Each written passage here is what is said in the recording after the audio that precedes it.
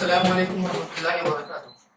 My name is Mudabbir Ansari, and today I will discuss very important topic of HSC, 12th standard physics, that is mechanical properties of fluid. Okay. Now this topic is very much important, very interesting, and it is not only important from HSC point of view, but also from engineering point of view. Because in engineering they have separate subject on this, which is mechanical properties of fluid, and it is also known as fluid mechanics. It is also known as fluid mechanics, right? Fluid mechanics. Now, what do you mean? What do you mean by mechanical properties of fluid? Okay, first of all, you will understand the name of this chapter, and then after that, we will study this chapter or some part of this chapter. Mechanical properties means something related to motion. Mechanical properties means something related to motion, and fluid means what? Fluid means a substance which can flow. Fluid means what? How we define fluid? Substance which can flow. Substance which can flow. Substance which can flow. Now, how we define fluid? Basically, the liquid and gases, they are collectively called as fluid. This gas is a fluid, and liquid is also a fluid. Is it clear? Now, what do we mean by flow? Flow means what? A substance which do not opposes the tangential force. Now, what is this tangential force? Okay. Now, we know about liquid and gases that they do not have their specific shape and size. Okay. They acquire or they take the shape of the vessel or container in which they are taken. Suppose I take water into a glass, then the water will take the shape of the glass, right? When I put the water into a plate, then it will acquire the shape of plate. Okay, so they do not have any specific shape and size. They acquire the shape of that particular vessel or a container. Right? Now, what do we mean by they do not opposes the tangential force? It means when I take water into a glass, and when I tilt it, what will happen? The water will spill out.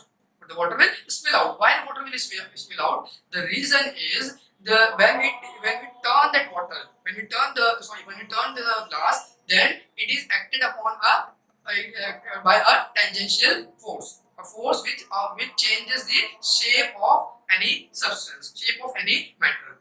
Okay, so that's why we say that they do not opposes, they do not opposes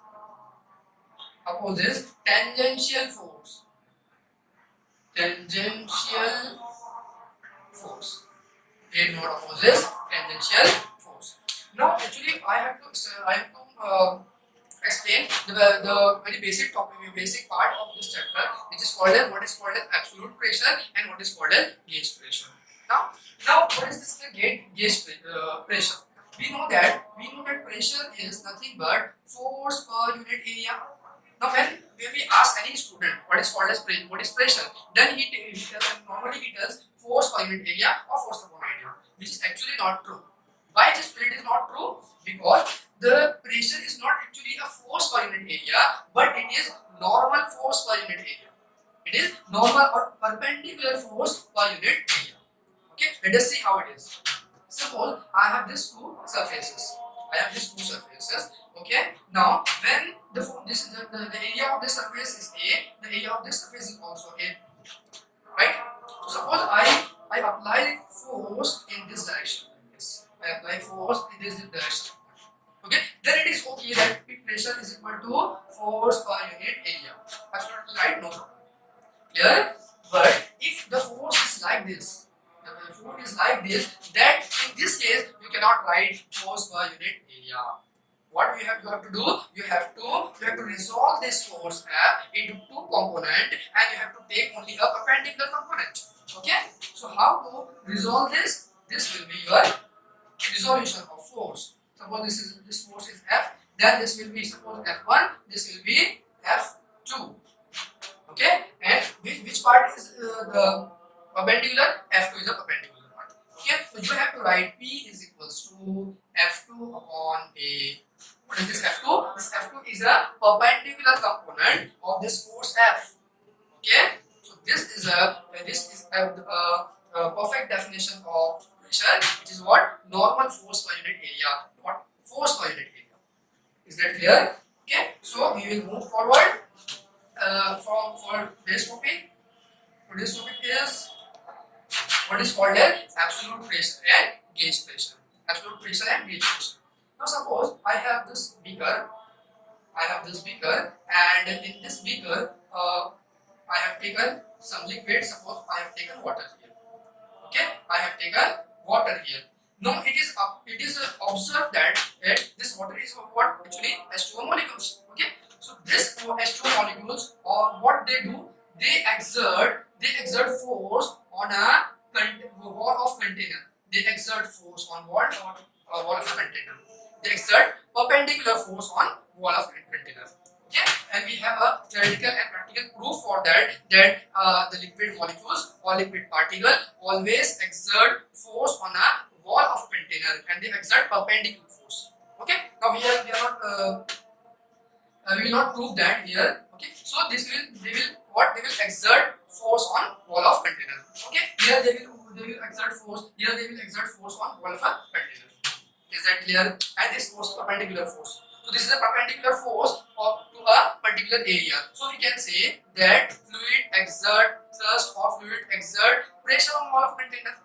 Fluid exert pressure on wall of container. So if they exert pressure on wall of container, they will exert pressure on anything, any substance. Suppose I put some ball or some metallic block inside the liquid, then what will happen? Or what will happen? They will exert the pressure on a surface of that particular object. Okay. Now, suppose I will assume imaginary cylinder here. Okay. Suppose we assume imaginary cylinder here. This imaginary cylinder is not at all a metallic cylinder, but it is a cylinder of water only. We are assuming a cylindrical area only. We are assuming a cylindrical part of this whole water. Okay, this is not something which we put from outside. Okay, okay. Now suppose this part is x2, this height is x1, this height is x2, this height is x1. Okay. Now what will happen? So it has two surface areas. Okay, there are two surface areas. Okay. Now what will happen? The water molecule will exert force on this surface area. So this will be suppose F1 force. Okay. Now on this area, water molecule will exert force F2. Am I right? And this antenna, this cylindrical this cylinder has some mass. Okay. So always its weight will be in this direction, in downward direction, mg, which is also a force.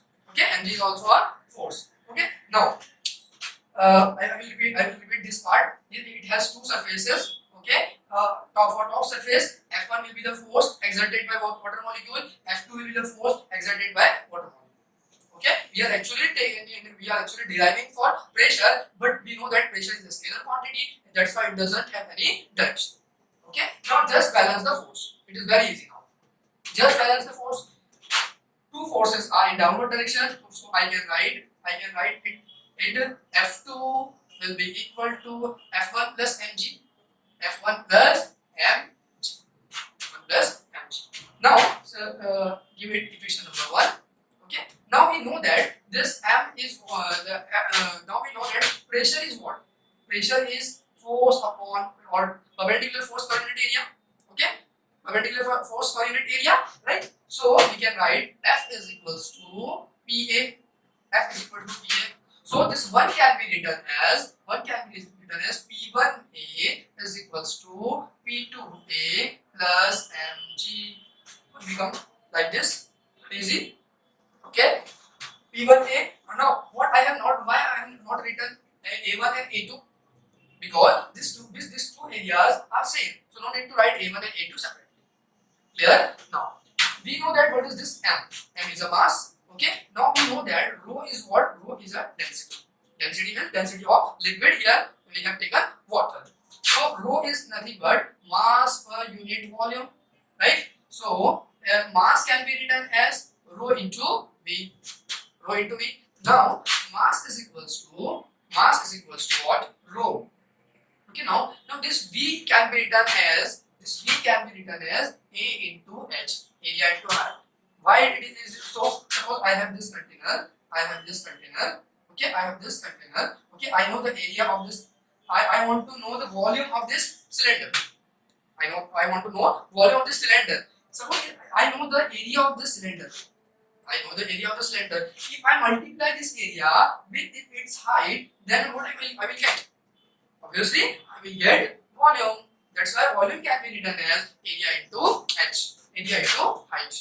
Okay, area into height. So we can write this so this equation number 2 becomes P1A is equals to P2A plus M can be written as rho A H and G as it is.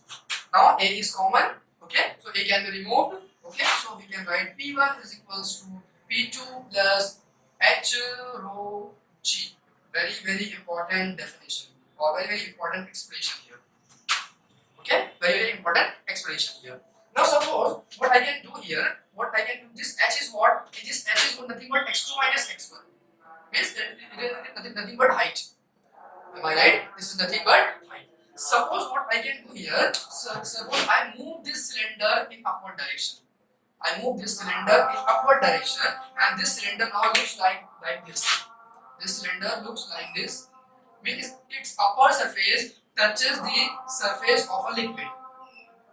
Okay, upper surface touches the surface of the liquid. Then what will happen?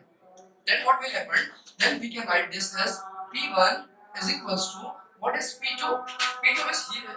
This is P1 here. This is P2 here. Okay, and this is P1 here. Okay, this is P2 here. This is P1. What I have?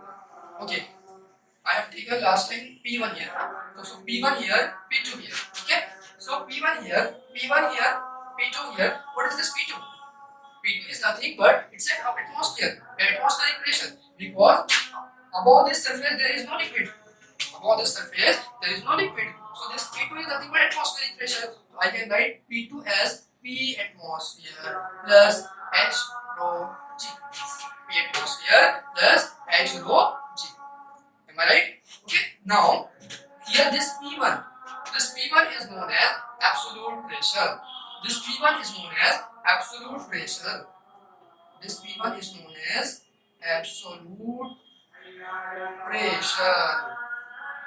Okay, this is atmospheric pressure, we know that. Okay, and what is this? H rho G. This is known as gauge pressure. What this expression tells us? This expression tells us the pressure exerted by liquid column. Only.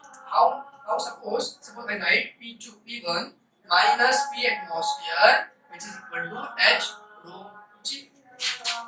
rho G. So what it means? Suppose I have this container, and in this container there is some liquid here, and I put some object here. Then what will happen? This surface of this object is not only acted upon by this liquid but also by atmospheric pressure. So suppose you want to calculate the pressure exerted by only liquid part. Then what you can do here? P1 minus P2.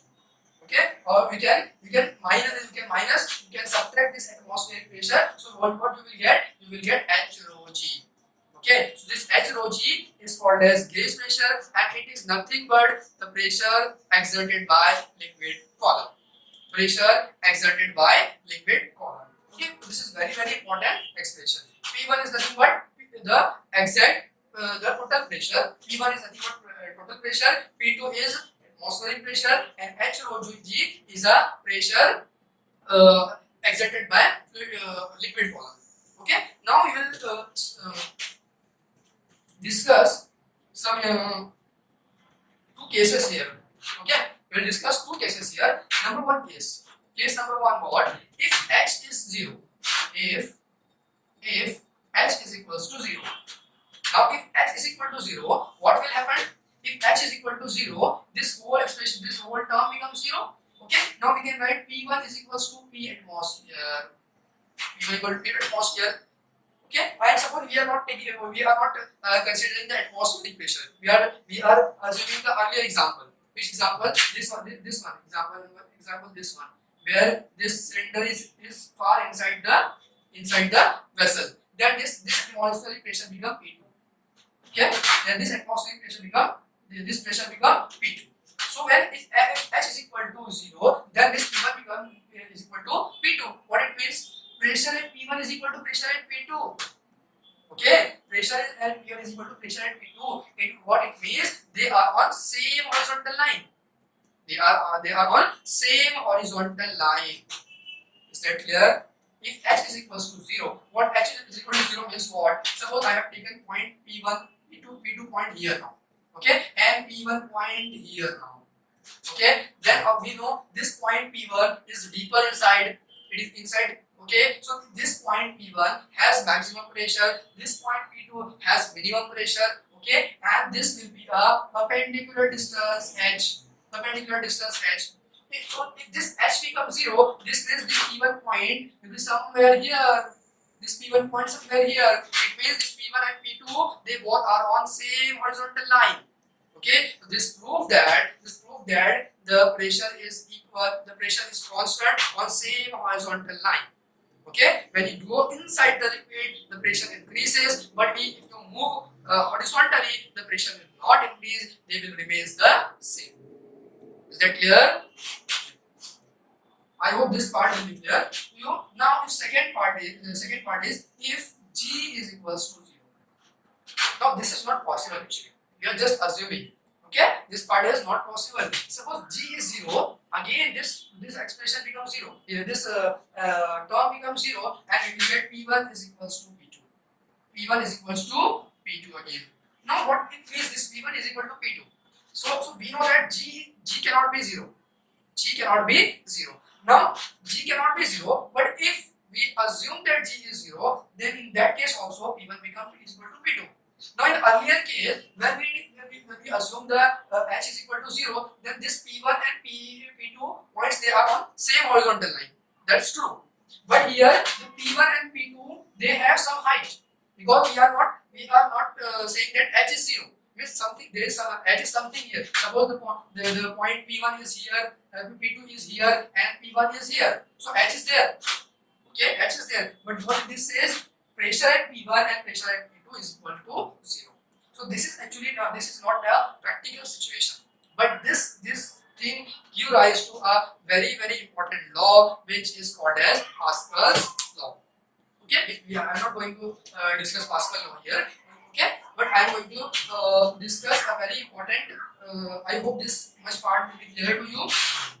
Okay, now I will discuss very small topic. Okay, which is related to this topic also. Okay, we just suppose we have 3 containers.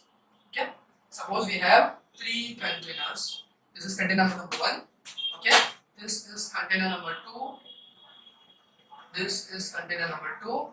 Okay, and this is container number 3. Container number 3, and we have taken liquid same height. Okay, these 3 containers have different shape, but same liquid and same liquid level. Okay, what I said, these are 3 containers. They have same liquid at same height, but the containers are in different shapes. Okay, different shape. Now suppose I have put here some pressure gauge. Pressure gauge means a device which can measure the pressure. Okay, so I have put 3 pressure gauges here, which will measure the pressure of this 3 container. Okay, now if I say the pressure here is P1, P2 and P3. Now if I ask you which container have more pressure, what our logic will say? Our logic says that and in this container P2 the amount of water is very large, so P2 should be greater than P1 and this P1 should be greater than P2. Why? Because the amount of water in P2 is very large, okay, as compared to P1, and as compared to P1 the P3 container has smaller quantity of water, right? But when we check the reading of this pressure gauge, what we see? We see that P1 is equals to P2 is equals to P3. How is this possible?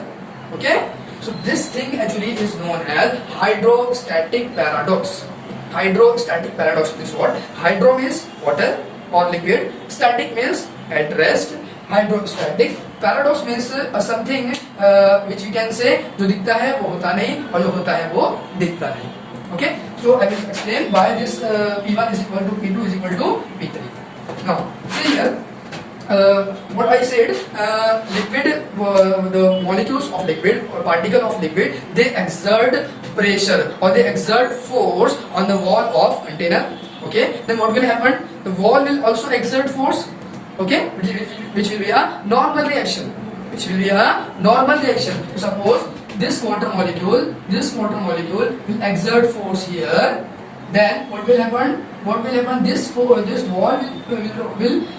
exert normal reaction to the water molecules.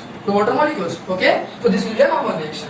Now normal reaction here also there will be a normal reaction.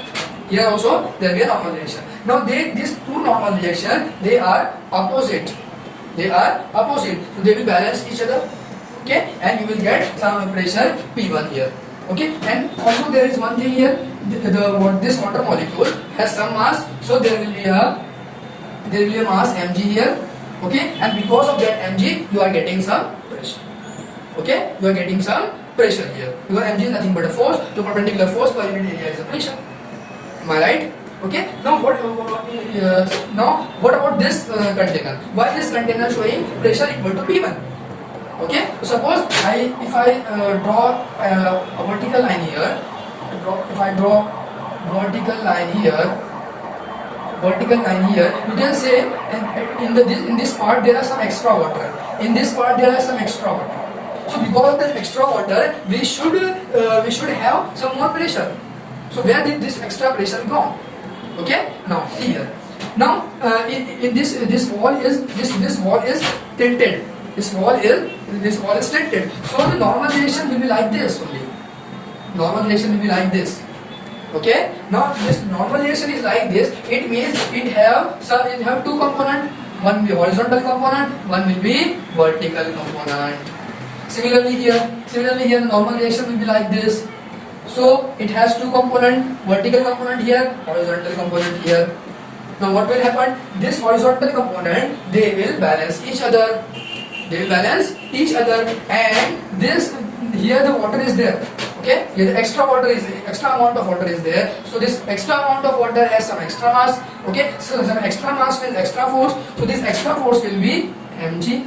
But here there is a normal component or there is a vertical component of this normal which will balance this extra mg, this extra mass. It will balance some extra mass, because of which although the water is extra here, although the amount of water is more here, the pressure will be equal to P1. Okay, is that clear? Okay. Now what about third container? In the third container you can see here this is filtered inside. The wall is tilted inside. So the normal reaction will be like this. So normal reaction have two components. This will be a parallel component. This will be a perpendicular component. Okay. And if you draw a vertical line here, you can see there are some less water. There is some less water as compared to this container. So this container should have very less amount of pressure, but we are getting P1 is equal to P2 is equal to P3. Okay, so where this extra pressure, this should have less pressure. So where we are getting extra pressure? From where we are getting extra pressure? Okay, this is the question. From where we are getting extra pressure? So see here, this is your normal reaction. Okay, this is your parallel component, this is your perpendicular component. Okay, now similarly here, this will be a normal component. So normal component, this will be a parallel component of normal direction, this will be a perpendicular component of normal direction, right? So the parallel component, they are balancing each other. Parallel component of normal direction, they are balancing each other. What about perpendicular component? We know there is the water. We know mg is also in downward direction. Mg is also in in downward direction, and normal component is also in downward direction. So this particular normal component, perpendicular component of this normal reaction is responsible for the extra pressure. Okay, this particular component is giving you a extra pressure. That's why you are getting P1 is equals to P2 is equals to P3. Okay, so by just observing, we can say the pressure should be vary in all these three containers. Okay, since this container have more water, so this container should have more pressure, but we are getting same pressure in this container, and this container. Okay, so this is called as hydrostatic paradox. I hope you must clear this concept. Thank you.